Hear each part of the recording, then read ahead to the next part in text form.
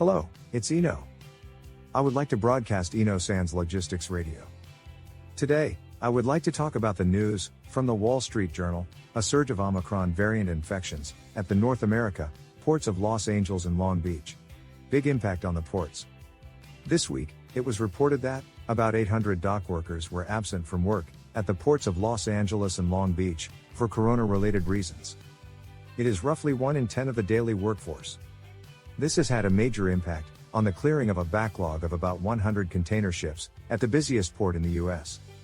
The absentees include the following: who have tested positive for the virus, who are in quarantine, awaiting test results, who are not in good physical conditions.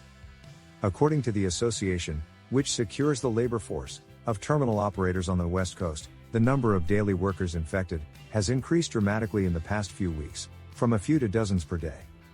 This is situation of an overwhelming shortage of manpower. The Port of Los Angeles and Long Beach have been inundated with imports, with unloading reaching 100 ships in late November and a record 106 ships on New Year's Day. At one terminal at Los Angeles Port, a growing shortage of workers that began during the Christmas and New Year's holidays has led to a drop in terminal productivity of about 20%. It is said that, even if you are actually vaccinated, you can still be infected with Omicron. In Los Angeles, where many longshoremen live, 200,000 coronavirus positive cases were recorded in the week ending January 8th. Sea Intelligence, a Denmark-based marine consulting firm, reported January 11th that congestion and bottlenecks are worsening in U.S. and European ports. The Biden administration took measures last year, including 24-hour operation of terminals and fines for overstaying containers, but it had limited success.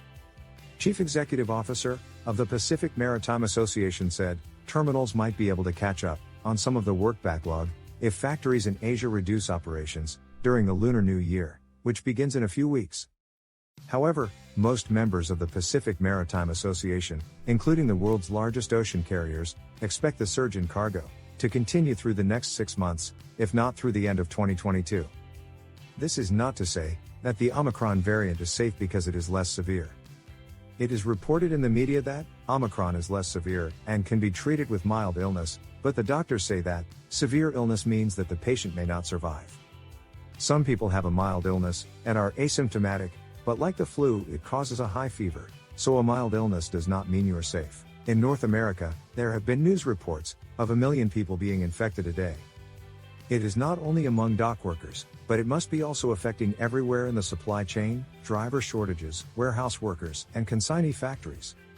The impact of Omicron is significant, and the disruption to the supply chain will continue to be prolonged. That's all for today. Thank you.